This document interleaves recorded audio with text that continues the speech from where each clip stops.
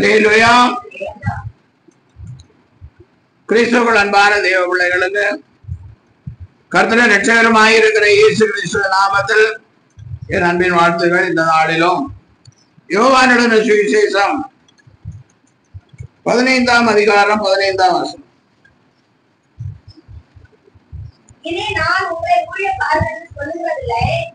இனி நான் உங்களை ஊழியக்காரன் என்று சொல்லுகிறதில்லை. ஊழியக்காரன் தன் எஜமான் செய்கிறதை அறிய மாட்டான். நான் உங்களை சிநேகிதர் என்றேன். ஏனெனில் என் பிதாவினிடத்தில் நான் கேள்விப்பட்ட எல்லாவற்றையும் உங்களுக்கு அறிவித்தேன். இயேசு கிறிஸ்து சீசர்களிடத்திலே இப்படியாய் சொல்லுகிறார், உங்களை ஊழியக்காரன் என்று சொல்லுகிறதில்லை. ஊழியக்காரன் தன் எஜமான் செய்கிறதை அறிய மாட்டான். அல்லேலூயா. நான் உங்களை சிநேகிதன் என்றேன். ஏனெனில் என் பிதாவினிடத்தில் நான் கேள்விப்பட்ட எல்லாவற்றையும் உங்களுக்கு அறிவித்தேன். அல்லேலூயா. இனி நான் உங்களை ஊழியக்காரன் என்று சொல்லுகிறதில்லை. ஏனென்றால் ஊழியக்காரன் எஜமான் செய்கிறதை ஒன்றும் அறிய மாட்டான். அதனால நான் உங்களை சிநேகிதன் என்கிறேன். அல்லேலூயா. நான் என் பிதாவினிடத்தில் கண்ட எல்லாவற்றையும் உங்களுக்கு அறிவித்திருக்கிறேன். அல்லேலூயா. அப்போ சிநேகிதன் ஒன்றும் மறைத்து வைக்க மாட்டான். அதுதான் உண்மையான சிநேகிதன். அல்லேலூயா. எல்லாருக்கும் சிநேகிதர்கள் இருப்பார்கள். கிறிஸ்தவர்களுக்கு கிறிஸ்துவ அல்லாதவர்களும் சிநேகிதர்களாக இருப்பார்கள். அல்லேலூயா. அதனால அவங்க நிறைய பேசுவார்கள். ரொம்ப இருதயத்துக்கு எப்படி இருக்கும்? குளிர்ச்சியா இருக்கும். அல்லேலூயா. எப்படியோ ஆண்டவர் சொல்லுகிறார், நான் பிதாவினிடத்தில் கண்ட எல்லாவற்றையும், ஆமா, பிதாவினிடத்தில் நான் கேள்விப்பட்ட எல்லாவற்றையும் உங்களுக்கு அறிவித்தேன். அல்லேலூயா. 13ஆம் வசனம்.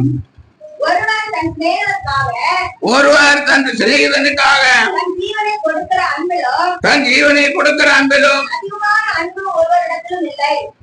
அதிகமான அன்பு ஒருவரிடத்திலும் இல்லை. அல்லேலூயா. இப்போ ஒருவன் தன் சிநேகிதனுக்காக என்ன பண்ணுவான்? ஆமா, தன்னுடைய ஜீவனையே கொடுக்கும். அநேகர் அப்படிதான் சிநேகிதர்களுக்காக, வியாதிப்பட்டிருக்கிற சிநேகிதர்களுக்காக ரத்தம் தானம் பண்ணுகிறார்கள், பணத்தை கொடுக்கிறார்கள், என்னென்னலாமோ செய்கிறார்கள். அல்லேலூயா. ஆண்டவர் சொல்கிறார், ஒருவன் தன் சிநேகிதருக்காக தன் ஜீவனை கொடுக்கிற அன்பிலும் அதிகமான அன்பு ஒருவரிடத்திலும். ஜீவனை கொடுக்கிற அன்பு நமக்கு இருக்கு. சிநேகிதர். இப்ப நமக்கு சிநேகிதன் யாரு? இயேசு. அவருக்காக நாம் என்ன செய்ய வேண்டும்? ஜீவனை கொடுக்க வேண்டும். அல்லேலூயா. இயேசுக்காக கொஞ்சம் நேரத்தை கொடுக்கிறோமா? இயேசுக்காக வந்து உட்கார்ந்து 4 பாட்டு உட்கார்றோமா? இயேசுக்காக ஒரு 10 நிமிஷம் சோத்திரம் பண்றோமா? சோத்திரம் பண்ணி தேவனை மகிமைப்படுத்துகிறோமா? இது கூட செய்யாத நாம் இயேசுக்காக எப்படி ஜீவனை கொடுப்போம்? அடுத்த வசனம். நான் உங்களுக்கு கற்பிக்கிற யாவையும் நீங்கள் செய்வீர்களானால் என் சிநேகிதராய் இருப்பீர்கள். அல்லேலூயா. நான் உங்களுக்கு கற்பிக்கிற யாவையும் நீங்கள் செய்வீர்களானால் என் சிநேகிதராய் இருப்பீர்கள். இயேசு கிறிஸ்துவுக்கு சிநேகிதராய் இருக்கணும்னா அவர் கற்பிக்கிற எல்லாவற்றையும் நாம் செய்கிறவர்களாய் இருக்கணும். அப்பதான் இயேசு கிறிஸ்து அவருடைய ஆசீர்வாதங்களை எல்லாம் நமக்கு கொடுப்பார். அவருடைய ராஜ்யத்தையும் நமக்கு கொடுப்பார். அல்லேலூயா. அப்ப இயேசுவை நாம் என்ன செய்யணும்? சிநேகிக்கணும். இயேசு கிறிஸ்துவுக்கு நம்ம சிநேகிதராக இருந்தாதான் எல்லாவற்றையும் அவர் நமக்கு கொடுப்பார். அல்லேலூயா. யோவான் எழுதின சுவிசேஷம் 16ஆம் அதிகாரம் 27ஆம் வசனம். நீங்கள் என்னை சிநேகித்து நான் தேவனிடத்திலிருந்து புறப்பட்டு வந்தேன் என்று விசுவாசிக்கிறபடியினால் பிதாதாமே உங்களை சிநேகிக்கிறார். நீங்கள் என்னை சிநேகித்து நான் தேவனிடத்திலிருந்து புறப்பட்டு வந்தேன் என்று விசுவாசிக்கிறபடியினால் பிதாவும் உங்களை என்ன செய்கிறார்? இயேசு கிறிஸ்து பிதாவினிடத்திலிருந்து அனுப்பப்பட்டவர் என்று நீங்கள் என்ன செய்யணும்? விசுவாசி. அப்படி விசுவாசிதான் பிதாவும் உங்களை என்ன செய்வார்? சிநேகிப்பார். அல்லேலூயா. அப்ப இயேசுவை சிநேகிக்கணும்னா என்ன செய்யணும்? அவருடைய கற்பனைகள் எல்லாவற்றையும் நாம என்ன செய்யணும்? விசுவாசி. இப்ப பிதா நம்மை சிநேகிக்கணும்னா என்ன செய்யணும்? இயேசு கிறிஸ்துவை பிதா அனுப்பினாரே விசுவாசி. அப்படி விசுவாசித்தான் அவரும் நம்ம என்ன செய்வார்? இப்ப இயேசுவுக்கும் சிநேகிதராகிறோம், பிதாவாகிய தேவனுக்கும் சிநேகிதராக இருக்கிறோம். அல்லேலூயா. பாருங்க, லூக்கா எழுதின சுவிசேஷம் 12ஆம் அதிகாரம் 4ஆம் வசனம். என் சிநேகிதராகிய உங்களுக்கு நான் சொல்லுகிறேன், சரீரத்தை கொலை செய்து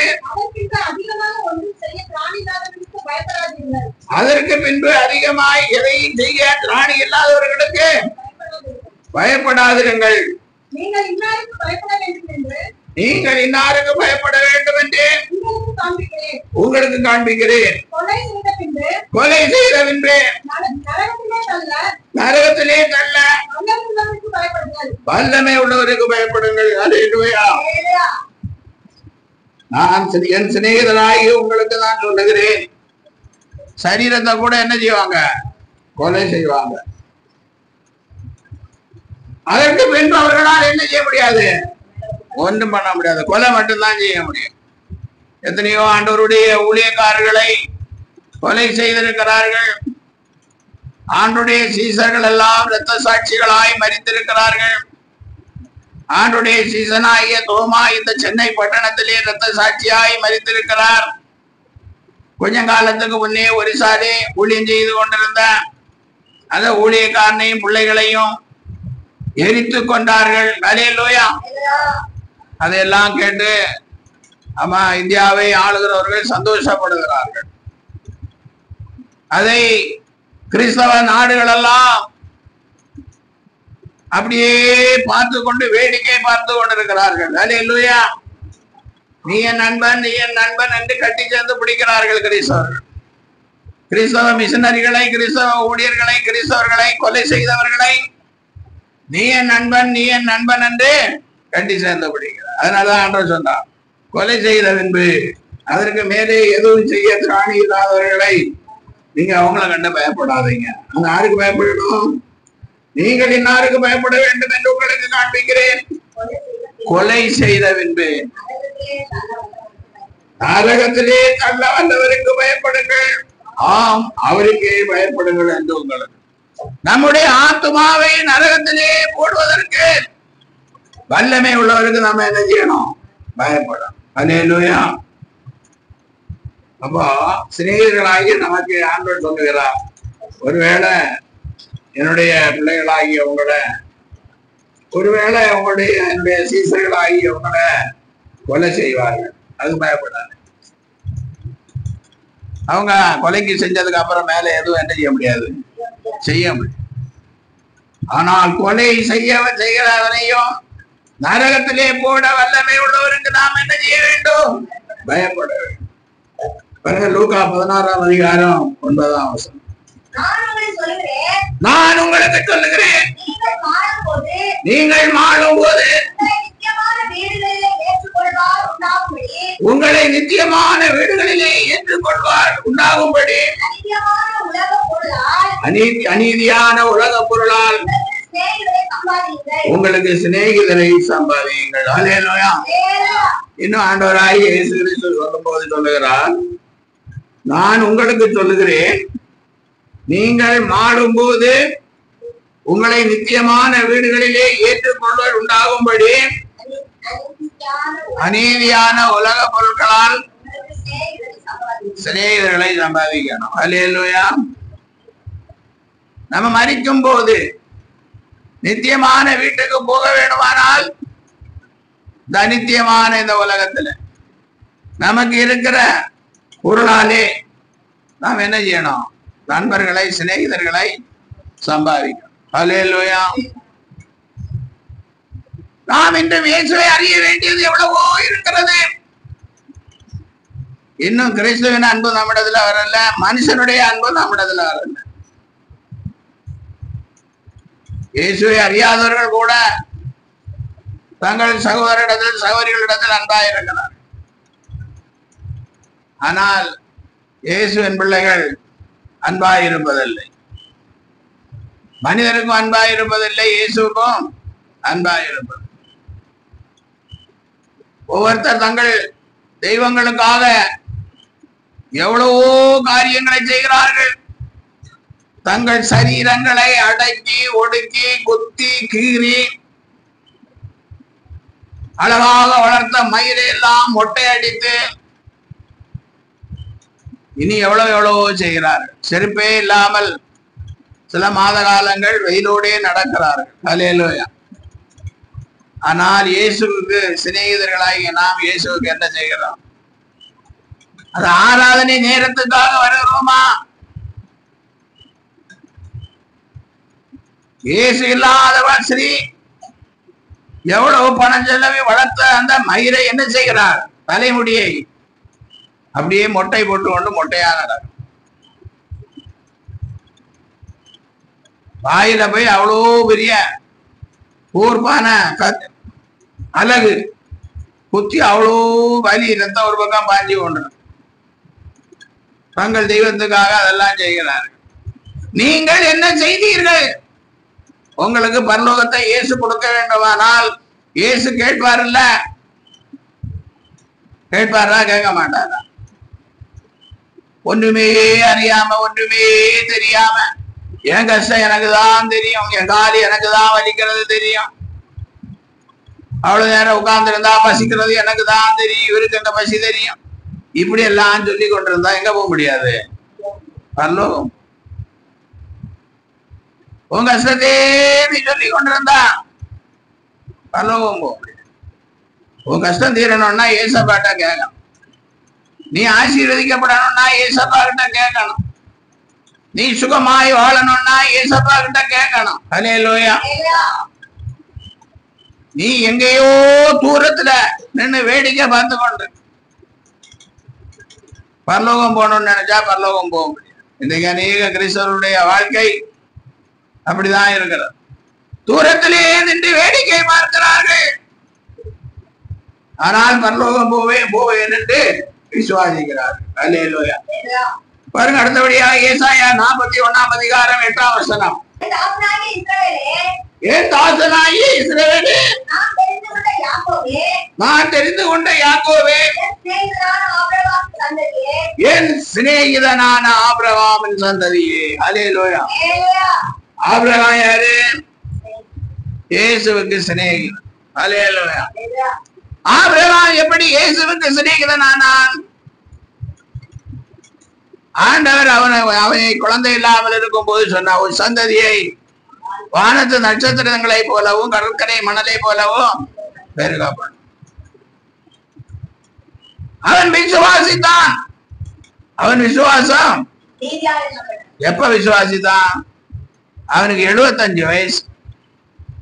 75 வயசுல ஆண்டவர் சொல்லுகிறான். இன்னைக்கு 30 வயசுல இவ்வளவு பிரசங்கம் பண்ணி கொண்டிருக்கிறோமே, 30 வயசுல கூட லட்சமா ரூபாயான கடன் வாங்கி கருத்தரித்தல் மையங்களுக்கு போறாங்க. 30 வயசுல, 30 கூட இல்ல, 25 வயசுல கூட போறாங்க. அப்ப நீங்க என்ன விசுவாசிக்கிறீர்கள்? எப்படி நீங்க ஆண்டவருக்கு சிநேகிதர்களாக இருக்க முடியும்? 75 வயதிலே சொல்லுகிறார் ஆபிரகாமுக்கு. அது வேதத்தை வாசிக்கிறதுக்கு நேரம் நமக்கு போதும். வேதம் சொல்லுகிறதை சாராளுடைய கற்பம் செத்து போனதை அவன் எண்ணாதிருந்தான். ஹல்லேலூயா. 65 வயசான சாரா எப்படி குழந்தை வரவான்? ஆனாலும் அவன் அதை எண்ணாமல் ஆண்டவருடைய வார்த்தையை விசுவாசித்தான். ஹல்லேலூயா. 99 வயசுலயும் கேட்கலாம், ஆண்டவரே நீர் எனக்கு என்ன, நான் பிள்ளை இல்லாமல் இருக்கிறேனே, இந்த தமஸ்கு ஊரானாகிய எலியேசர் என் வீட்டு விசாரணைக்காரனா இருக்கிறானே. ஆனால் அவன் 100 வயதிலே குழந்தையை பெற்றெடுத்தான். ஹல்லேலூயா. விசுவாசி. நமக்கு நடக்கவே நடக்காது, நாம் சோதரிக்க முடியாது என்ற சூழ்நிலையிலே நாம் என்ன செய்ய வேண்டும்? ஆண்டவரை விசுவாசி. வேலை செஞ்சு சம்பாதிக்கலான்னு சொல்லும் போது எல்லாரும் தான் விசுவாசிப்பார். மாசம் சம்பளம் வருதுன்னு விசுவாசிப்பார். சம்பளம் வரல, எந்த காசும் வரலன்னு உள்ள நேரத்துல நாம் இயேசுவை என்ன செய்யணும்? அவர் கொடுப்பார் என்று விசுவாசிக்கணும். ஹல்லேலூயா. வானத்தையும் பூமியும் உண்டாக்கின கர்த்தரிடத்திலிருந்து ஒத்தாசை வருவன்னு விசுவாசிக்கணும். அதுதான் விசுவாசம். ஹல்லேலூயா. பாருங்க, யாக்கோபு எழுதின நிருபம் 2ஆம் அதிகாரம் 23. அப்படியே ஆபிரகாம் தேவனை விசுவாசித்தான், அது அவனுக்கு நீதியாக எண்ணப்பட்டது. எந்த வேத வாக்கியம் நிறைவேறிட்டு அவன் தேவனுடைய சிநேகிதன் எனப்பட்டான். ஹல்லேலூயா.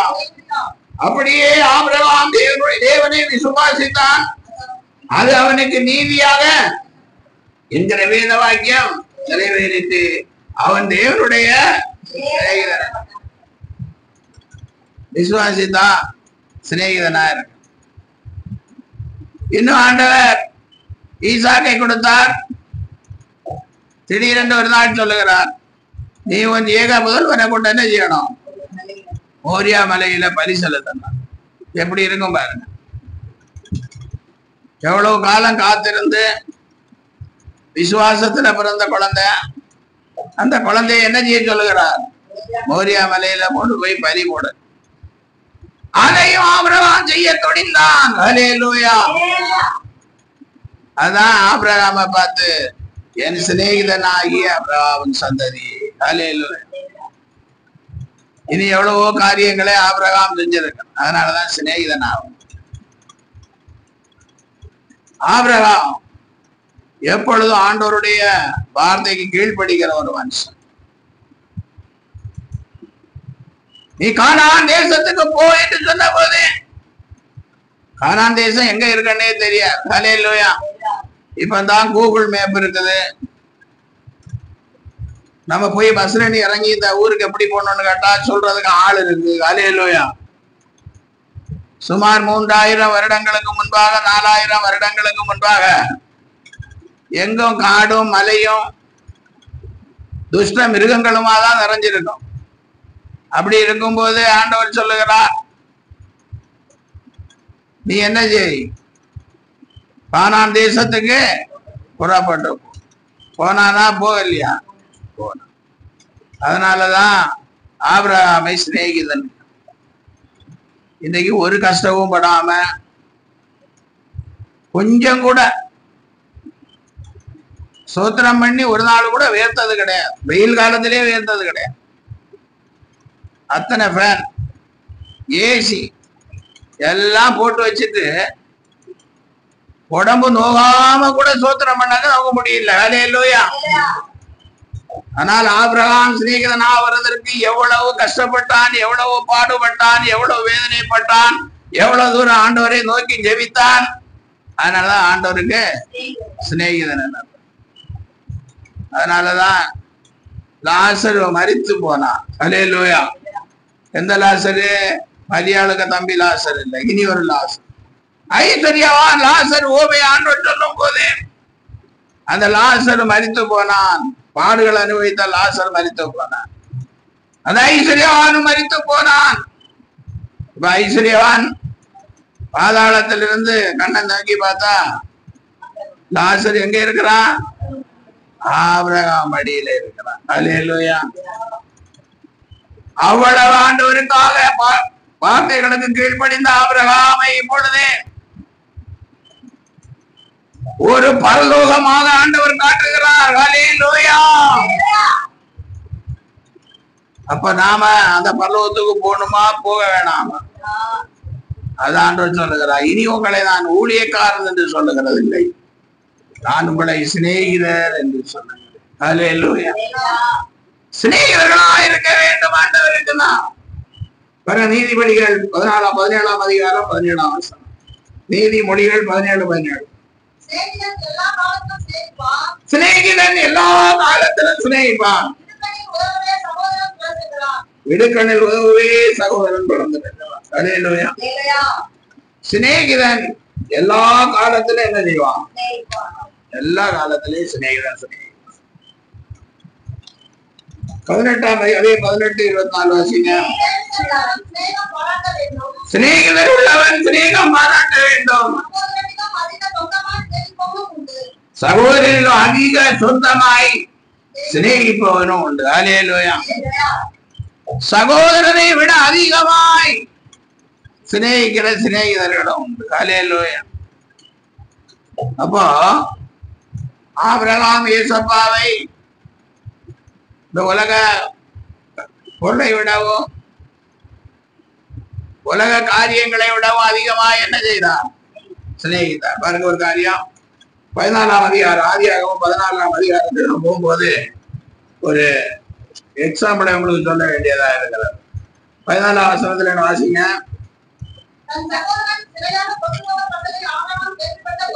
தன் சகோதரன் சிறையாக கொண்டு போகப்பட்டதை ஆபிரகாம் அறிந்த போது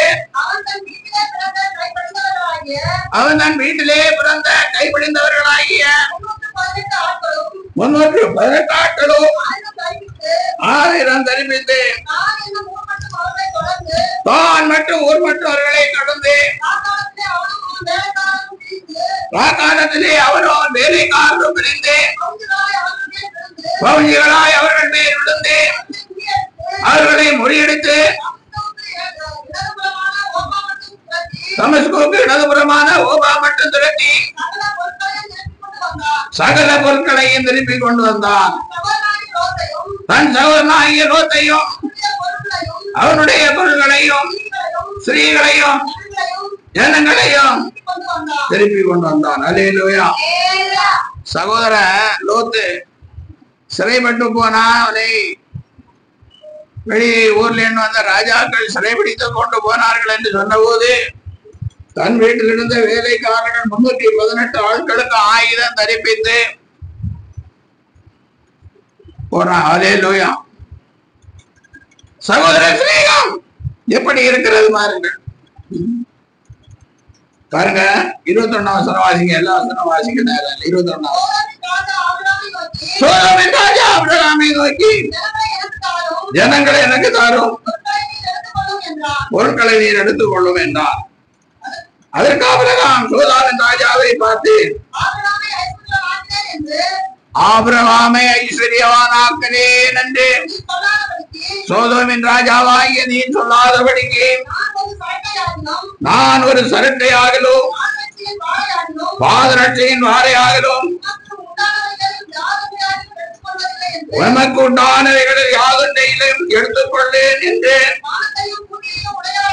வானத்தையும் பூமியும் உடையவனாகிய உன்னதமான தேவனாகிய கர்த்தருக்கு நேராக என் கையை உயர்த்துகிறேன். ஹல்லேலூயா. சோதோமின் ராஜா சொல்றார், ஆபிரகாம் அவர் நீர் எல்லா ஐஸ்வர்யத்தையும் என்ன செய்யும்? எடுத்து போடும், ஜனங்களை மட்டும். ஆபிரகாம் என்ன சொல்றாரு? சோதோம் ராஜாவால் நான் பெரிய ஐஸ்வர்யவான் நானு. இன்னைக்கு கூட அப்படிதான் சொல்லுவாங்க, ஆபிரகாம் சும்மாவா ஐஸ்வர்யவானா? சோதோமின் ராஜா கொடுத்ததுனால தானே ஐஸ்வர்யவானா? ஹல்லேலூயா. அப்படி சொல்லாதபடி என் 2 கைகளையும் அங்கே உயர்த்துகிறார். வானத்தையும் பூமியும் உடையவனாகிய உன்னதமான தேவனாகிய கர்த்தருக்கு நேராக என் கையை உயர்த்துகிறேன். ஹல்லேலூயா. செருப்புல கட்டுகிற ஒரு நூலு கூட என்ன தேவையில்லை. ஹல்லேலூயா. அப்போ ஆபிரகாம் எப்படி சிநேகிதனானா? ஆசீர்வாதம் வந்தா கூட எப்படி வரணும்? இயேசுவால் வரணும். நம்ம அப்படிதான். ஆசீர்வாதம் மனுஷனால் வரணும்னு எதிர்பார்க்க கூடாது. ஆசீர்வாதம் நமக்கு ஐஸ்வர்யம் தேவை, அது இயேசு நமக்கு கொடுக்க வேண்டும். ஹல்லேலூயா. இப்படிப்பட்ட விசுவாசம் நமக்குள்ள இருந்தாதான் ஆண்டவர் சொல்லுவார், என் சிநேகிதனாகிய ஆபிரகாமின் சந்ததியே. ஹல்லேலூயா. அடுத்தபடியாய் பாருங்க, யோவான் எழுதின சுவிசேஷம் 11ஆம் அதிகாரம் 36ஆம் வசனம். அப்பொழுது யூதர்கள் இதோ இவர் அவனை எவ்வளவாய் சிநேகித்தார் என்றார்கள். ஹல்லேலூயா.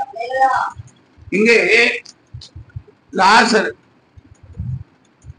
மார்த்தாள் மரியாளுடைய சகோதரனாகிய லாசர், லாசரை பற்றி அவ்வளவாய் சொல்லவில்லை. மார்த்தாளை பற்றி மரியாளை பற்றி சொன்ன அளவுக்கு லாசரை பற்றி சொல்ல. ஆனால் லாசர் வியாதிப்பட்டு மரிக்கிறான். அப்ப மரித்த போது எல்லாரும் என்ன சொல்லுகிறார்கள்? இவர் இயேசு இவனை எவ்வளவாய் சிநேகித்தார் அவளை சொல்ல. அப்பொழுது யூதர்கள் இதோ இவர் அவனை எவ்வளவா. அப்ப ஊர் உலகத்துக்கு கூட தெரிகிறது லாசரை எவ்வளவு சிநேகித்தார், லாசர் மேல எவ்வளவு அன்பாய் இருந்தார் என்று ஊருக்கே தெரிகிறது. ஹல்லேலூயா. லாசரு மரித்த பின்புதான் இந்த காரியம் வெளியே எல்லாருக்கும் தெரிகிறது, வேதத்துல எழுதப்பட்ட. ஆனா லாசருவின் கல்லறை அண்டை சென்ற ஆண்டவர் என்ன பண்ணாரு? கண்ணீர் விட்டார். ஹல்லேலூயா. அவ்வளவாய் சிநேகித்தார். லாசருவை எவ்வளவாய் சிநேகித்தார்? அவ்வளவாய் சிநேகித்தார். அதனால லாசருடைய கல்லறை அண்டவை என்ன பண்ணார்? கண்ணீர். அப்போ சிநேகிதனுக்காக ஒரு சிநேகி என்ன செய்வான்? கண்ணீரும் விடுவாங்க. ஹல்லேலூயா. அப்புறம் என்ன பண்ணாரு? லாசருவே வெளியே வான்னு சொல்லி அவனை உயிரோடு. அப்ப இயேசு கிறிஸ்துவுக்கு நாம் சிநேகிதர்களாய் இருந்தால் இயேசு நம்மை ஒரு நாளில் என்ன செய்வார்? உயிரோடு. பிரேத குழிகளில் உள்ள எல்லாரும் மனுஷகுமாருடைய சத்தத்தை கேட்டும் காலம் வரும். ஹல்லேலூயா. அப்ப காலம் வரும்போது நாம என்ன ஆகும்? உயிரோடு எழும்புவோம். ஹல்லேலூயா. எல்லாரும் உயிரோடு எழும்புகிற நாட்கள் உண்டாகும்.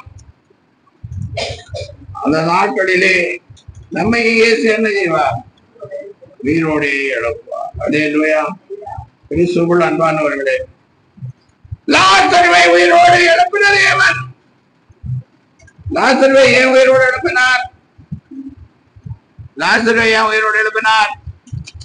லாசரு ஆண்டவருக்கு சிநேகிதனாய் இருந்தபடியால் லாசருவை உயிரோடு எழுப்பினார். ஹல்லேலூயா. அப்ப நாமும் உயிரோடு எழும்புவோம். ஆண்டுடைய ராஜ்யத்தில் என்ன செய்வோம்? 1000 ஆண்டு ஆளுகை செய்வோம் எல்லாம் விசுவாசித்துக் கொண்டிருக்கிறோம். ஹல்லேலூயா. ஹல்லேலூயா. அப்ப நம்மை ஆண்டவர் உயிரோடு எழுப்ப வேண்டுமானால் நாம் எப்படி இருக்க வேண்டும்? ஆண்டவருக்கு ஏசப்பாவுக்கு சிநேகிதனாக. அப்பதான் பிரேத குழிகளில் உள்ள எல்லாரும் மனுஷகுமாருடைய சத்தத்தை கேட்பார். நாமும் கேட்க முடியும். ஆண்டுடைய வருகைக்கு முன்பாக மரித்து போனோமானால் மனுஷகுமாருடைய சத்தத்தை என்ன செய்ய முடியும்? கேட்க முடியும். ஹல்லேலூயா. அப்ப கேட்டா லாசரு உயிரோடு எழுப்பி வந்தது போல நாம் எப்படி வருவோம்?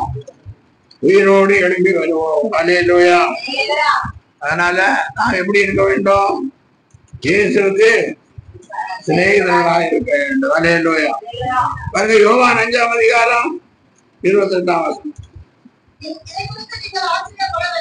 இதை குறித்து நீங்கள் ஆச்சரியப்பட வேண்டாம். ஏனென்றால் பிரேத குழிகளில் உள்ள யாவரும் அவருடைய சத்தத்தை கேட்கும் அனைவரும் அவருடைய சத்தத்தை கேட்க காலம் வரும். அல்லேலூயா. அப்போ பிரேத குழிகளில் கிடக்கிற எல்லாரும் ஏன் கல்லறை எல்லாம் கட்டி சிங்காரித்துக் கொண்டிருக்கிறார்கள் என்றால், அன்னைக்கு பிரேத குழிகளில் உள்ள எல்லாரும் ஆண்டுடைய சத்தத்தை கேட்கும் காலம். அப்பொழுது நன்மை செய்தவர்கள் ஜீவனை அடையும்படி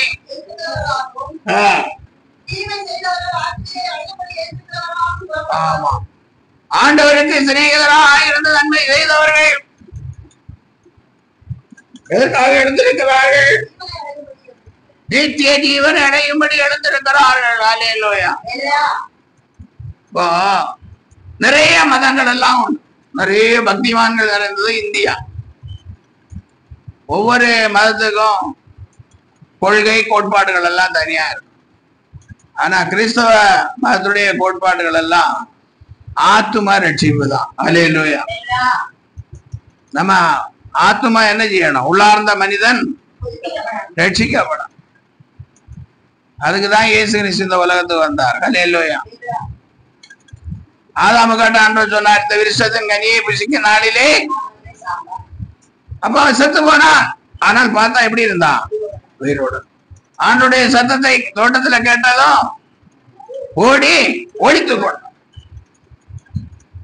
அதான் சொல்றது 1 பேதுரு 1:9 சொல்லுகிறது, விசுவாசத்தின் பலனாகிய. இதுதான் கிறிஸ்தவம். எல்லா மனுஷனும் மனுஷனாதான் இருப்பான். ஆதாமும் அப்படிதான் இருந்தான். நல்லா சம்பாதிக்கலாம், கார் வாங்கலாம், ஏரோப்ளேன் வாங்கலாம். இப்ப 2 வருஷத்துல நமக்கு சென்னைக்கு என்ன வருதான்? பறக்கிற கார் வருதான். இனி டிராபிக் எல்லாம் கொஞ்சம் பிரச்சனை குறையும். அல்லேலூயா. ஆமா, பறக்கிற காரே வருதான். பறக்கிற கார் கூட வாங்க. ஒருவன் உலகம் முழுவதையும் ஆதாயப்படுத்தி கொண்டாலும் தன் ஜீவனை நஷ்டப்படுத்தினால் அவனுக்கு லாபமே. என்ன லாபம்? ஒரு லாபம் இருக்க. உலகத்தையே சம்பாதிக்கலாம். ஆனா ஒன்றுமே உலகத்திலே இல்லாவிட்டாலும் இயேசுவை மட்டும் சிநேகிதனாய் பெற்றுக் கொண்டோம் என்றால் நமக்கு என்ன கிடைக்கும்?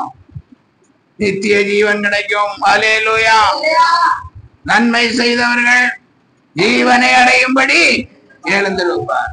நம்ம ஜீவனை அடையும்படி எழுந்திருப்போமா? இயேசுவை சிநேகிப்போமா? இன்னையில இருந்தாவது இயேசுக்கு சிநேகிதர்களாய் மாறுவோமா? அல்லேலூயா. அடுத்தபடியாய் நாம் பார்க்கும்போது மத்தேயு எழுதின சுவிசேஷம் 22ஆம் அதிகாரம் 12ஆம் வசனம். சிநேகிதனே, நீ கல்யாண வஸ்திரம் இல்லாதவனாய் இங்கே எப்படி வந்தாய் என்று கேட்டான். அதற்கு அவன் பேசாமல் இருந்தான். அல்லேலூயா. என்ன சொல்லப்பட்டிருக்கு? சிநேகிதனே, கல்யாண வஸ்திரம் இல்லாதவனாய் இங்கே எப்படி வந்தாய்? அதற்கு அவன் ஒரு கல்யாணம் நடக்கிறார். ஆண்டவர் பரலோக ராஜ்யத்தை குறித்து ஒரு உவமையை சொல்றார். அப்ப இந்த கல்யாண வீட்டுல நிறைய பேர் வந்திருக்கிறான். ஆனா ஒருத்தன் எப்படி வந்தா? எப்படி வந்தானே தெரியல. கல்யாண வஸ்திரம் உள்ளவங்க தான் அங்க வர முடியும். இவன் ஒருத்தன் கல்யாண வஸ்திரம் இல்லாம வந்தான். அல்லேலூயா. கல்யாண வஸ்திரம் இல்லாத வந்தவன்ட்ட ஆண்டவர் கேட்கிறார், சிநேகிதனே. அவனு சிநேகிதன் தான். அல்லேலூயா. அவன் ஆண்டவரை சிநேகிக்கிற சிநேகிதனா தான் இருந்திருக்கிறான். ஆனா அவரிடத்துல என்ன இல்ல? கல்யாண வஸ்திரம் இல்லை. அல்லேலூயா. வெளிப்படுத்தின விசேஷம் 19ஆம் அதிகாரம் 9ஆம் வசனம். இன்னும் அவன் என்னை நோக்கி ஆட்டுக்குட்டியானவருடைய கல்யாண விருந்துக்கு அழைக்கப்பட்டவர்கள் பாக்கியவான்கள் என்றது என்றான். மேலும் இவைகள் தேவனுடைய சத்தியமான வசனங்கள் என்று என்னுடனே சொன்னான். அல்லேலூயா. பின்னும் அவன் என்னை நோக்கி ஆட்டுக்குட்டியானவருடைய கல்யாண விருந்துக்கு அழைக்கப்பட்டவர்கள் பாக்கியவான்கள் என்று. ஆட்டுக்குட்டியானுடைய கல்யாண விருந்துக்கு அழைக்கப்பட்டவர்கள். அப்ப அந்த கல்யாண விருந்துக்கு வர்றவங்க கல்யாண வஸ்திரம் இல்லாம வந்தா ஆண்டவர் என்ன கேட்பார்? சிநேகிதனே கல்யாண வஸ்திரம் இல்லாம எப்படி வந்தேன்னு கேட்பான். அல்லேலூயா. 19:7 வாசிங்க. நான் சந்தோஷப்பட்டு களி கூர்ந்து அவருக்கு துதி செலுத்த கடவோம். ஆட்டுக்குட்டி அவருடைய கல்யாணம் வந்தது. அவருடைய மனைவி தன்னை ஆயத்தம் பண்ணினாள் என்று சொல்ல கேட்டேன். சுத்தமும் பிரகாசமான மெல்லிய வஸ்திரம் தரித்துக் கொள்ளும்படி அவளுக்கு அளிக்கப்பட்டது.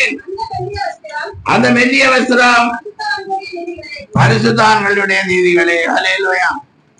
எல்லா பரிசுத்தான்களும் சேர்ந்தாதான் மணவாட்டி. அல்லேலூயா. அப்புறம் தனித்தனியா ஒரு கல்யாணம் பண்ணுவாருனால நினைக்க கூடாது. மணவாட்டி என்று சொன்னா சபையண்ணா, மணவாட்டி சபையண்ணா என்ன அர்த்தம்? மணவாளன் மணவாட்டி என்று ஏன் வைத்திருக்கேன்? கிறிஸ்தவ கல்யாணத்துல சொல்லுவாங்க, தேவன் இணைத்ததை மனுஷன். அதுதான் இங்க தேவனோடு சேர போகிறதா தேவனிடத்திலிருந்து ஒரு நாள் என்ன செய்யறதில்லை தெரியாது. அல்லேலூயா. அதனாலதான் இங்க மணவாட்டி என்று சொல்லப்பட்டிருக்கிறது. அல்லேலூயா. பாருங்க, வெளிப்படுத்தின விசேஷம் 21ஆம் அதிகாரம் 2ஆம் வசனம். யோவானாகிய நான் புதிய எருசலேமாகிய பரிசுத்த நகரத்தை தேவனிடத்திலிருந்து பரலோகத்தை விட்டு இறங்கி வர கண்டேன். அது தன் புருஷனுக்காக அலங்கரிக்கப்பட்ட மணவாட்டியை போல் ஆயத்தமாக்கப்பட்டிருந்தது. அல்லேலூயா. புதிய எருசலேமாகிய பரிசுத்த நகரத்தை தேவனிடத்திலிருந்து பரலோகத்தை விட்டு இறங்கி வர கண்டேன். அதுதான் புருஷனுக்காக அலங்கரிக்கப்பட்ட மணவாட்டியை போல ஆயத்தமாக்கப்பட்டது. பரம எருசலேமே பரலோகம் விட்டிறங்குதே, அலங்கார மணவாட்டியா அழகாக ஜொலித்தேனே.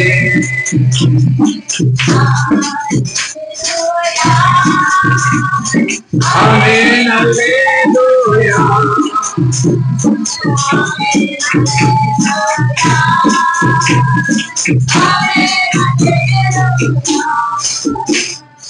21ஆம் அதிகாரம் 9ஆம் வசனம். பின்பு கடைசியான 7 வேளைகளும்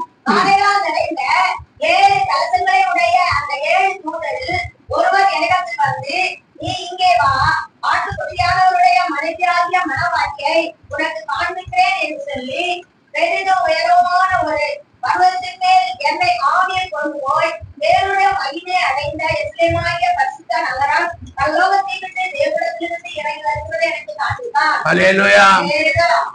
பரம எருசலேம் பரலோகத்தை விட்டு மணவாட்டியை போல அலங்கரிக்கப்பட்டு இறங்கி வருகிறது. அல்லேலூயா. அப்ப அது இறங்கி வரும்போது நம்ம என்ன செய்யணும்? பரம எருசலேமில் இருக்கணும். அப்ப இந்த இயேசுவுக்கு சிநேகிதர்கள் தான் இருக்க முடியும். அல்லேலூயா. அல்லேலூயா.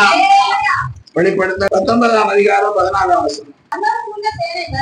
பரலோகத்தில் உள்ள சேனைகள் வெண்மையும் சுத்தமான மெல்லிய வஸ்திரம் தரித்தவர்களாய் வெள்ளை குதிரைகளின் மேல் ஏறி அவருக்கு பின் சென்றார்கள். அல்லேலூயா. இப்போ பரலோகத்தில் உள்ள சேனைகள், பரலோகத்தில் உள்ள சேனைகள் எல்லாம் எப்படி இருக்குப்பா? வெண்மையும் சுத்தவுமான வெண்மையும் சுத்தவுமான மெல்லிய வஸ்திரம் தரித்தவர்களாய் வெள்ளை அங்கிகளை வெள்ளை குதிரைகளின் மேல். அல்லேலூயா. அல்லேலூயா. அப்ப வெண்மையும் சுத்தவுமான மெல்லிய வஸ்திரம் தரித்தவர்களாய் வெள்ளை குதிரைகளின் மேல் ஏறி வந்தார்கள். அல்லேலூயா. அல்லேலூயா. கிறிஸ்துவுக்குள் அன்பானவர்களே, இன்னைக்கு தேவனுடைய பிள்ளைகளுக்கு வெள்ளை வஸ்திரம் தரிப்பது ரொம்ப கஷ்டமா இருக்கு, ரொம்ப வருத்தமா இருக்கு. எல்லாம் ரொம்ப பாடுகளா இருக்கு, ரொம்ப போராட்டமா இருந்து கொண்டிருக்கிறார்கள். அல்லேலூயா. நிறைய பேருக்கு வெக்கமா வேற இருக்குது.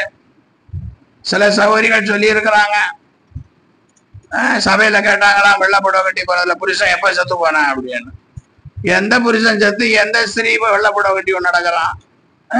இந்த கிறிஸ்தவ அம்மா கிட்ட கேட்டுட்டாங்களாம். அல்லேலூயா. கிறிஸ்தவ இன்னைக்கு நம்ம தமிழ்நாட்டுல எத்தனை பேரு புருஷன் செத்து போனவன் வெள்ளப்படம் கட்டி கொண்டு நடக்கிறான்? இந்த அம்மா கிட்ட சபையில ஒரு அம்மா காட்டுதான், வெள்ளப்படம் கட்டி போன அம்மா கிட்ட புருஷன் எப்ப செத்து போனா என்கிட்ட சொல்லவே இல்லை. எவ்வளவு கேடு கெட்ட ஜென்மங்களா இருக்கிறாங்க கிறிஸ்தவத்துல இருக்கிறவங்க. வேதனையா இல்ல? ரொம்ப வேதனையா இருக்கிறது. அல்லேலூயா. அழகாய் யார் இவர்கள், இருளாய் நிற்கும் யார் இவர்கள், என்னை தலைவர் இயேசுவின் பொற்கரத்தில் நிற்கும் யார் இவர்கள், தலைவராம் இயேசுவின் பொற்கரத்தில் அழகாய் நிற்கும் யார் இவர்கள், வெள்ளை அங்கியை தரித்துக் கொண்டு வெள்ளை வெள்ளை அங்கியை தரித்துக் கொண்டு வெள்ளை கொலை பிடித்து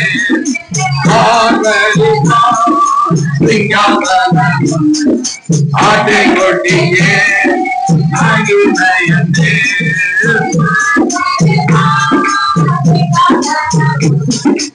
ஆட்டை கொட்டியே அகிமையந்தே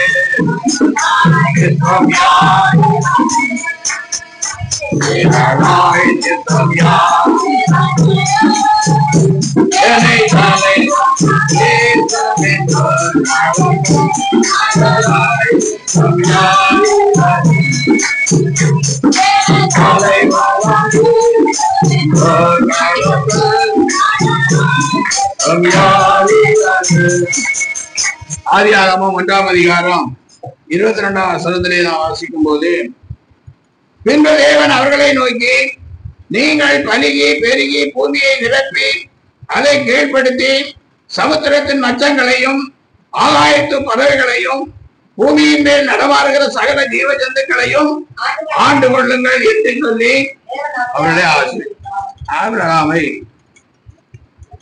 ஆதாமை தேவன் சிநேகிதனாகத்தான் நினைத்தார். அல்லேலூயா. அவர்கள் தான் ஆண்டவருடைய சிநேகிதம் வேண்டாம் என்று விலகி போனார்.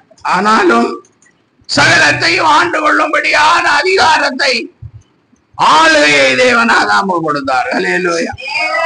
இந்த உலகத்திலே முதல் மனுஷனும் ஆதாம் தான், முதல் ராஜாவும் ஆதாம் தான். அல்லேலூயா. அதெல்லாம் மறந்து போகக்கூடாது. அவர்களை ஆசீர்வதித்தார். சர்வத்தை ஆண்டு கொள்ளுங்கள் என்று சொல்லி ஆசீர்வதித்தார். அல்லேலூயா. பாருங்க, ஏசாயா 49 அதிகாரம் 14. ஏசாயா 49:14. இதோ என் உள்ளங்கைகளில் உன்னை வரைந்திருக்கிறேன், உன் மதில்கள் எப்பொழுதும் என் முன் இருக்கிறது. அல்லேலூயா. இயேசு கிறிஸ்து சிநேகிதர்களாகிய நம்மை உள்ளங்கைகளில், இதோ என் உள்ளங்கைகளில் உன்னை வரைந்திருக்கிறேன், உன் மதில்கள் எப்பொழுதும் என் முன் இருக்கிறது. நான் இயேசுவுக்கு சிநேகிதர்களாய் இருந்தால் அவர் நம்மை உள்ளங்கையில் வரைந்து பாதுகாப்பார். அல்லேலூயா. பாருங்க, 121ஆம் சங்கீதம் 4 இருந்து வாசிங்க. 121ஆம் சங்கீதம். இதோ இஸ்ரவேலை காக்கிறவர் தூங்குவதும் இல்லை, உறங்குவதும் இல்லை. கர்த்தர் உன்னை காக்கிறவர், கர்த்தர் உன் வலது பக்கத்திலே உனக்கு நல்லா இருக்கிறார். பகலிலே வெயிலாகலும் இரவிலே நிலவாகலும் உன்னை சேதப்படுத்துவதில்லை. கர்த்தர் உன்னை எல்லா தீங்குக்கும் விலக்கி காப்பார். கர்த்தர் உன் ஆத்துமாவை காப்பார். கர்த்தர் உன் போக்கையும் உன் வரத்தையும் இது முதற்கொண்டு என்றென்றைக்கும். அல்லேலூயா. நம்மை ஆளுகை கொடுத்த தேவன் இப்பொழுது நம்மை பாதுகாக்கிற தேவன். அவருக்கு சிநேகிதனாய் இருந்தா ஆளுகையையும் கொடுப்பார், பாதுகாப்பையும் கொடுப்பார். அடுத்தபடியா ஏசாயா 46ஆம் அதிகாரம் 3-4 வசனம். ஏசாயா யாக்கோபின் சந்ததியாரே, இஸ்ரவேல் சந்ததியில் மீதியாகிய சகல ஜனங்களே, எனக்கு செவி கொடுங்கள். தாயின் வயிற்றில் தோன்றினது முதல் உங்களை ஏந்தி, தாயின் கர்ப்பத்தில் உற்பத்தியானது முதல் உங்களை தாங்கினேன். உங்கள் முதல் வரைக்கும் நான் அப்படி செய்வேன். நிறைய வயது மட்டும் நான் உங்களை தாங்குவேன். நான் அப்படி செய்து வந்தேன். இனிமேலும் நான் ஏந்துவேன், நான் சுமப்பேன், தாப்பு வைப்பேன். அல்லேலூயா. தாயின் வயிற்றுல இருக்கும் போதே ஏந்தினாரா, தாங்கினாரா. அல்லேலூயா. இப்ப சகோதரிகளுக்கு அவங்க கர்ப்பம் ஆகும் போது நம்ம எல்லாரும் ரொம்ப அனுதாபப்படுவோம். அல்லேலூயா.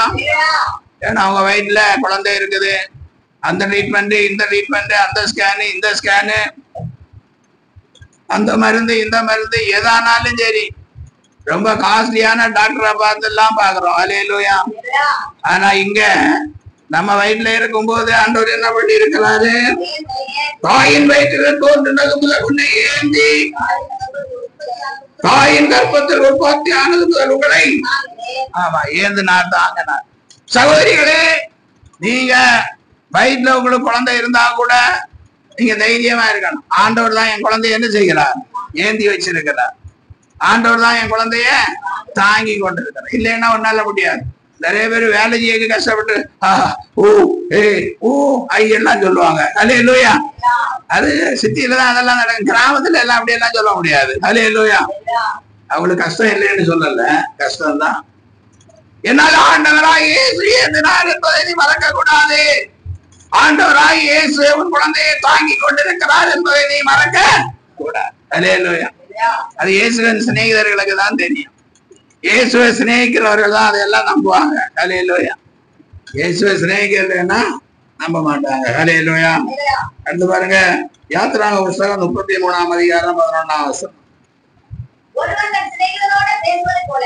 ஒருவன் தன் சிநேகிதனோடு பேசுவது போல கர்த்தர் மோசேயோடு முகமுகமாய் பேசினார். அல்லேலூயா. ஒரு சிநேகிதனோட நாம் எப்படி பேசுவோமோ அப்படியே ஆண்டவராய் இயேசு கிறிஸ்து மோசேயோட எப்படி பேசினாரா? முகமுகமாய் பேசினார். அல்லேலூயா. பாருங்க, என்னாகமம் 12ஆம் அதிகாரம் 3ஆம் வசனம். மோசேயானவன் பூமியில் உள்ள சகல மனுஷரிலும் மிகுந்த சாந்த குணமுள்ளவனாய் இருந்தான். அல்லேலூயா. அல்லேலூயா. மோசேயோட ஆண்டவர் என்ன செஞ்சார்? முகமுகமாய் ஏன் பேசினார்? அவன் பூமியில் உள்ள எல்லா மனுஷரையும் பார்க்கணும் மிகுந்த சாந்த குணமுள்ளவனாய் இருந்ததுனால் அவனோடு பேசினார். அல்லேலூயா. அப்ப இயேசு நம்மோடு பேச வேண்டுமானால் நம்மிடத்துல என்ன இருக்கணும்? சாந்த குணம் இருக்கணும். அல்லேலூயா. சின்ன சின்ன வார்த்தைகளுக்கெல்லாம் சண்டை போட்டு சமையல் பண்ணாம சாப்பிடாம பட்டினி கிடக்க கூடாது. அல்லேலூயா.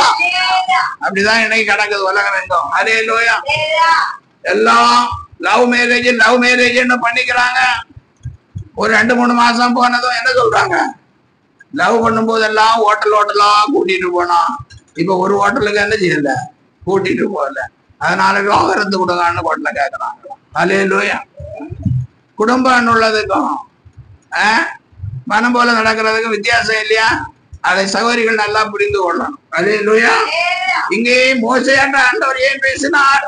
சிநேகிதனை போல அவர்கிட்ட ஏன் பேசினார்? பூமியில் உள்ள சகல மனிதரிலும் மிகுந்த சாந்த குணமுள்ளவனா இருந்தான். 7ஆவது வசனம். என் தாசனாகிய மோசேயோ அப்படிப்பட்டவன் அல்ல, என் வீட்டில் எங்கும் அவன் உண்மை உள்ளவன். அல்லேலூயா. அவன் சாந்த குணம் உள்ளவன் அல்ல, ஆண்டவருடைய வீட்டில் எங்கும் உண்மை உள்ளவன். அல்லேலூயா. நம்ம உண்மை உள்ளவர்களா இருக்கிறோமா? ஆண்டவருக்கு முன்பாக உண்மை உள்ளவர்களா இருக்கிறோமா? அல்லேலூயா. அப்ப தேவன் நம்மோடு பேசுவார். 8ஆவது வசனம். நான் அவனுடன் மறைபொருளாக அல்ல, முகமுகமாகவும் பிரத்யட்சமாகவும் பேசுகிறேன். அவன் கர்த்தரின் சாயலை காண்கிறான். இப்படி இருக்க நீங்கள் என் தாசனாகிய மோசேக்கு விரோதமாய் பேச உங்களுக்கு பயமில்லாமல் போனது என்ன? அல்லேலூயா. மோசே பூமியில் உள்ள எல்லா மனுஷரை பார்க்கல எப்படி இருந்தான்? நம்ம குடும்பத்துல யார் சாந்தம் உள்ளவன் ஆண்டவர் சட்டிட்டு கொடுக்கலாம். ஆண்டவர் சொல்லணும் இந்த சகோதரி தான் நல்ல சாந்தம் உள்ளவன் இல்ல, அவர் உடனே திருப்பி சொல்வார் இந்த சகோதரன் தான் ரொம்ப சாந்த குணம். அல்லேலூயா. அது மாத்திரமல்ல ஆண்டவருடைய வீட்டில் எங்கும் உண்மை உள்ளவர்களா இருக்க வேண்டும். அல்லேலூயா. மத்தேயு 5ஆம் அதிகாரம் 5ஆம் வசனத்திலே இயேசு சொல்லும் போது சாந்த குணம் உள்ளவர்கள் பூமியை, சாந்த குணம் உள்ளவர்கள் பாக்கியவான்கள், அவர்கள் பூமியை சுதந்திரித்துக் கொள்வார்கள். பூமியை சுதந்திரிக்கணும்னா என்ன வேணும்? அப்பதான் இயேசுக்கு சிநேகிதராயிருப்போம். இயேசு அவருடைய பொக்கிசாலை ஆகிய நல்ல பொக்கிசாலை ஆகிய வானத்தை திறந்து இடங்கொள்ளாமல் போக மட்டும் ஆசீர்வாதத்தை வரிசிப்பார். அல்லேலூயா. முகமுகமாகவும் பேசுவார், ஆசீர்வாதத்தையும் கொடுப்பார், முகமுகமாகவும் பேசுவார். மோசே போல சாந்த குணம் இருக்கணும். அவங்க வீட்டுல எங்கும் உண்மை உள்ளவர்களா இருக்கலன்னா ஆசீர்வாதம் கிடைக்காது. பாருங்க, யோபு 6ஆம் அதிகாரம் 14ஆம் வசனத்தை வாசிக்கும் போது வாதிக்கப்படுகிறவனுக்கு அவனுடைய சிநேகிதனால் தயை கிடைக்க வேண்டும். அவனோ சர்வ வல்லவருக்கு பயப்படாதே போகிறான். நீங்க யோபு சொல்லுகிறான், வாதிக்கப்படுகிறவனுக்கு அவனுடைய சிநேகிதனால் தயை கிடைக்க வேண்டும். அல்லேலூயா. ஒரு உபத்திரவப்படுகிற ஒருத்தனுக்கு என்ன வேணும்? அவன் சிநேகிதனால் தயை கிடைக்கும். வியாதியா இருந்த உபத்திரவப்படுறானாலும் சரி, கடன் தொல்லையில உபத்திரவப்படுறவனாலும் சரி, அவனுக்கு என்ன வேணும்? அவன் சிநேகிதன் தயை பண்ண வேண்டும். அதனால அனித்தியமான இந்த உலகத்துல என்ன செய்யுங்க? சிநேகிதர்களை சம்பாதிங்க. அல்லேலூயா. சிநேகிதம் உள்ளவன் சிநேகம் பாராட்ட வேண்டும். சிநேகம் இருந்தா என்ன செய்யணும்? சிநேகம் பாராட்ட வேண்டும். பாருங்க, யோபின் புத்தகம் 42ஆம் அதிகாரத்திலே பார்க்கும் போது யோபு ஆசீர்வதிக்கப்பட அங்கே காரணம் சொல்லப்பட்டிருக்கிறது. அல்லேலூயா.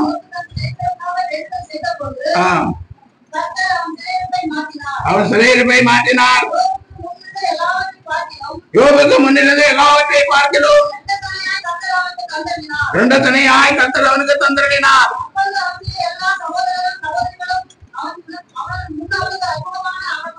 அவனுடைய முன் வந்த அவனுடைய அறிமுகமான அனைவரும் அவரிடத்தில் வந்து அவன் வீட்டிலே அவனோட போயிடம் பண்ணி கர்த்தர் அவன் மேல் வர பண்ணின சகல தீங்கு நிமித்தம் அவனுக்காக அந்தலாய்த்து அவனுக்கு ஆறுதல் சொல்லி அவர் ஒவ்வொரு தங்க காசையும்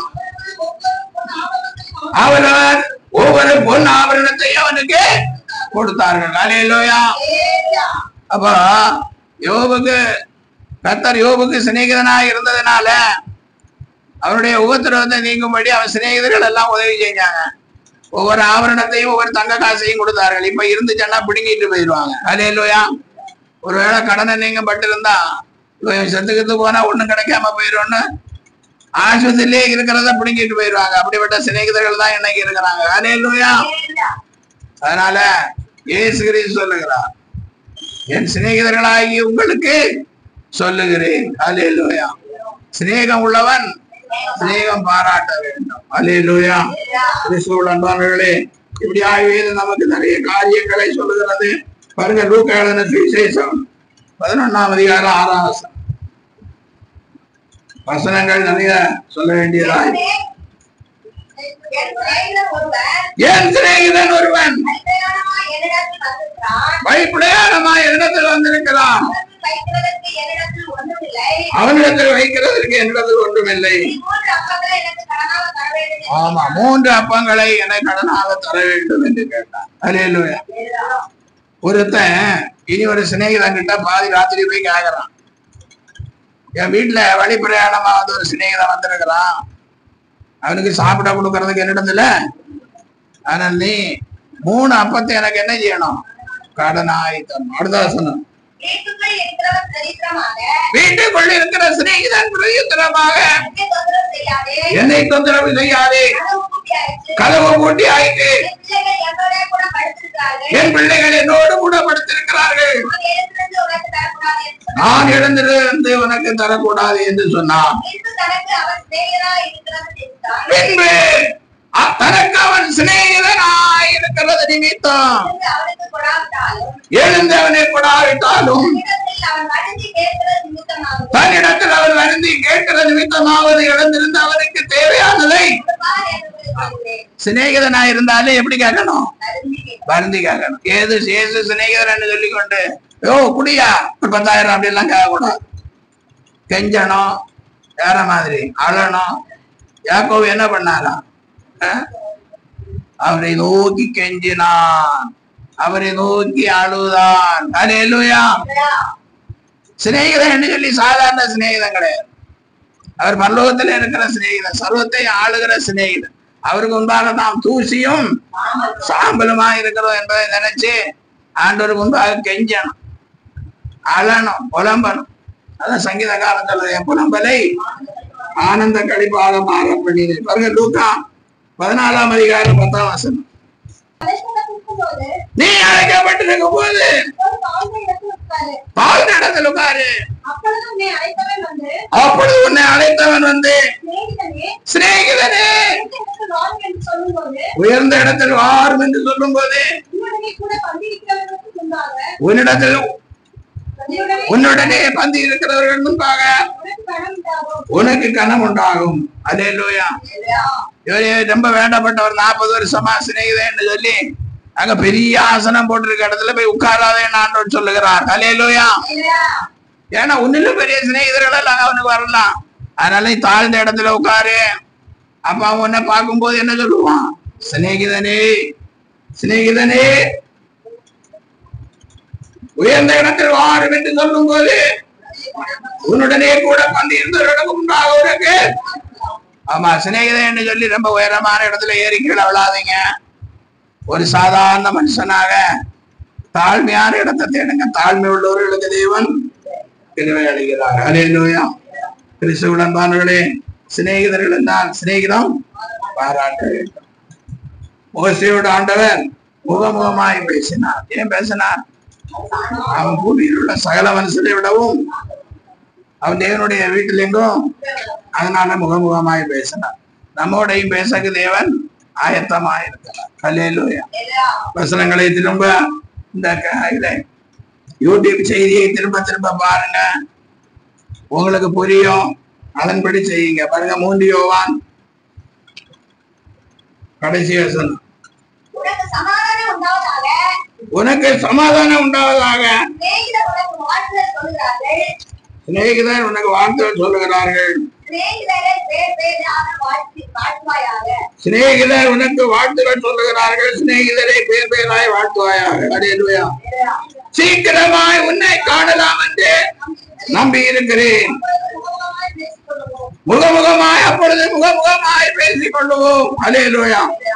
யோவான் எழுதின 3ஆம் யோவான் யாருக்கு எழுதுகிறார்? ஆய்வு என்று சொல்ல ஒரு பிரியமான மனுஷனுக்கு எழுதுகிறார். சீக்கிரமாய் உன்னை காணலாம் என்று நம்பி இருக்கிறேன், அப்பொழுது முகமுகமாய் உனக்கு சமாதானம் உண்டாவதாக. சிநேகிதர் உனக்கு வாழ்த்து சொல்லுகிறார்கள்.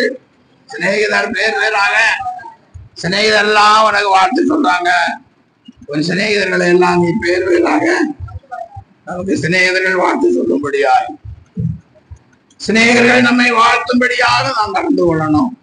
சிநேகிதர்களை நாம் என்ன செய்யணும்? இந்த வார்த்தைகளுக்கு ஆய்களை சுதந்திரிப்போம்.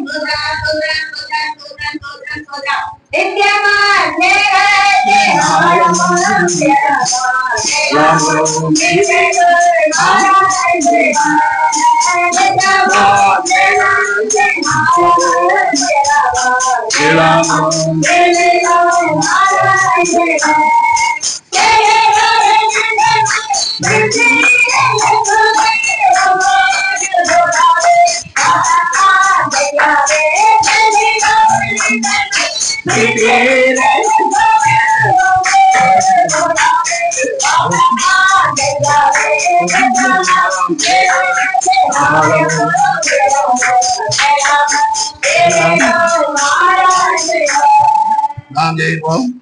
எங்களை அதிகமாய் நேசிக்கிற பல்லவத்தின் தெய்வமே சபா, ஆசீர்வதிக்கப்பட்ட செய்திக்காய் நன்றியோடு ஸ்தோத்திரிக்கிறோம்.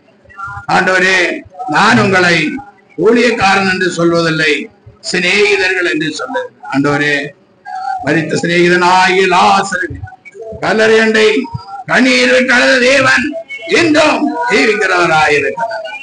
லாசருவே, வெளியே வா என்று சொன்ன தேவன் இன்னும் ஜீவிக்கிறவராயிருக்கிறார். நம்மையும் உயிரோடு எழுப்ப வல்லவராயிருக்கிறார். சிநேகிதனாகிய ஆபிரகாமின் சந்ததி ஆண்டவரே, ஆபிரகாமை ஆசீர்வாதங்களை சுதந்திரித்துக் கொள்ள கர்த்தர் பிள்ளைகளுக்கு உதவி செய்கிறார். கேட்ட வசனங்களை விட்டு விடாதபடி திரும்ப திரும்ப இந்த வசனங்களை கேட்டு சிநேகிதர்களை நித்தியமான உலகத்திலே சிநேகிதர்களை சம்பாதிக்கத்தக்கதான கிருபையை பெற்றுக்கொள்ள ஆண்டவரிடத்தில் மன்றாடுங்கள். ஆபிரகாம் மோசேயோடு ஆண்டவன் சிநேகிதனோடு பேசினது போல நாம் ஒவ்வொருவரோடும் ஆண்டவர் பேச வேண்டாம். நாம் ஆண்டவருடைய பிள்ளைகளாய் ஜீவிக்க வேண்டும். ஆண்டவருடைய பிள்ளைகளுக்கு நல்ல சுகம், பலன், ஆரோக்கியத்தை தாருங்க. கையின் பிரயாசங்களை ஆசீர்வதிங்க. ஆண்டவர் இந்த வார்த்தையின் மூலம் நல்ல சிநேகிதனாய் இயேசப்பாவுக்கு நல்ல சிநேகிதனாய் இருந்து இயேசப்பாவிடம் இருந்து இரக்கத்தை பெற்றுக்கொள்ள பிள்ளைகளுக்கு உதவி செய்யும். இயேசுவின் நாமத்தில் பிள்ளைகளை ஆசீர்வதித்து ஜெபிக்கிற நல்ல பிதாவே.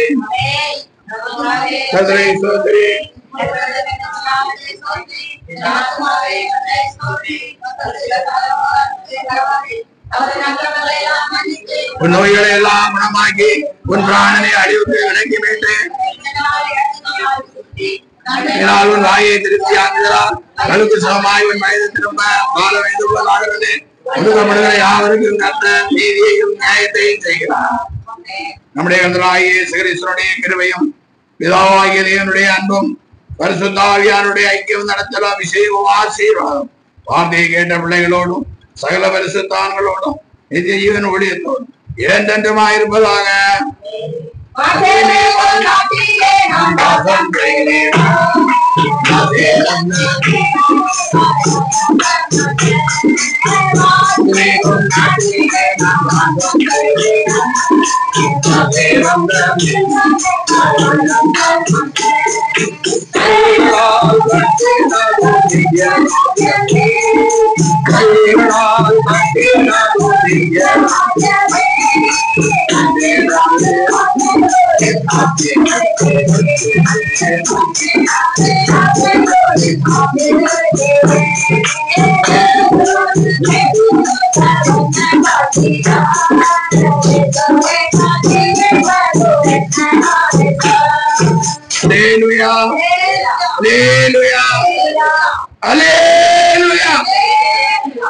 ஆண்டவராய் இயேசு கிறிஸ்துவுக்கு சிநேகிதர்களாயிருப்போம். மேலான ஆசீர்வாதங்களை கர்த்தர் கொடுத்து நம்மை ஆசீர்வதிப்பார். God bless you. Praise the Lord. Praise the Lord. Praise the Lord.